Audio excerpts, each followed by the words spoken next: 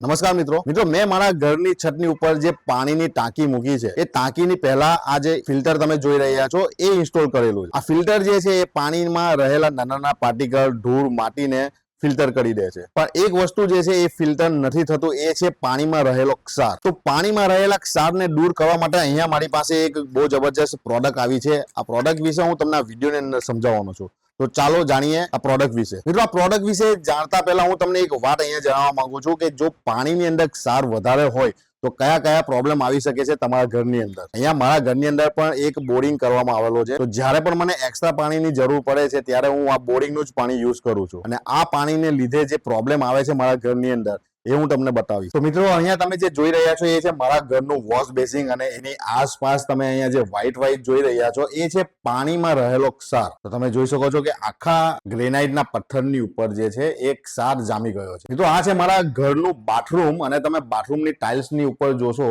તો તમે અહીંયા એક વ્હાઈટ કલરનું લેયર દેખાશે।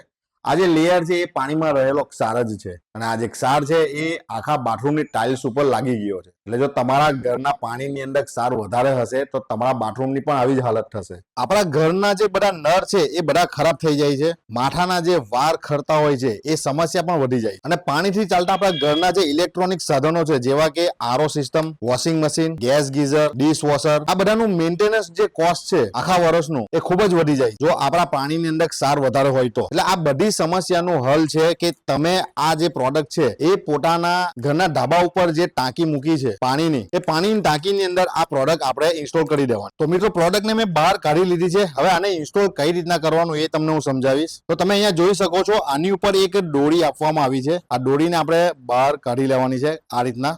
હવે આ જે પ્રોડક્ટ છે, આ જે સોફ્ટનર છે એ કંઈક આ રીતના લટકતું તમને દેખાશે। આ સોફ્ટનરને તમારે પાણીની ટાંકીની અંદર આ રીતના લટકતું જ છોડી દેવાનું છે। પણ એટલું ધ્યાન રાખવાનું છે કે પાણીની જે ટાંકી છે એની સપાટીથી અડીને આ ના રહેવું જોઈએ, ત્યાંથી 1 ફૂટ ઉપર આ લટકતું રહેવું જોઈએ। જેવું આપણે આ પાણીની ટાંકીની અંદર નાખી દઈશું એટલે આ પ્રોડક્ટ જે છે એનું કામ ચાલુ કરી દેશે। 1000 લીટરથી લઈને 1500 લીટર સુધીની ટાંકીની અંદર તમારે આને ઇન્સ્ટોલ કરી દેવાનું છે। જેવું ઇન્સ્ટોલ કરશો એટલે આ પ્રોડક્ટ જે છે, આ સોફ્ટનર છે પોતાનું કામ ચાલુ કરી દેશે। પાણીની અંદર જે ક્ષાર છે એક ક્ષારને આ ખતમ કરી દેશે અને આ જે સોફ્ટનર છે એ લગભગ 3 લાખ લઈને 4 લાખ લીટર સુધીના પાણીને ક્ષાર મુક્ત કરી દેશે। એટલે લગભગ 1 વર્ષ સુધી આ પ્રોડક્ટ આરામથી કામ કરશે જો તમારી ટાંકી 1000 થી 1500 લીટરની હોય તો। અને જેવું આનું કામ પતી જશે એટલે આ જે સોફ્ટનર છે એ પાણીની ટાંકીની ઉપર તરતું દેખાશે। જેવું તમને આ તરતું દેખાય એવું તમારે સમજી લેવાનું કે આનું જે કામ છે પતી ગયું છે ને હવે આપણે બીજું આની અંદર ઇન્સ્ટોલ કરવાનું છે। તો મિત્રો અહીંયા તમે જોઈ શકો છો વોટર સોફ્ટનરને મેં ટાંકીની અંદર લટકાવી દીધું છે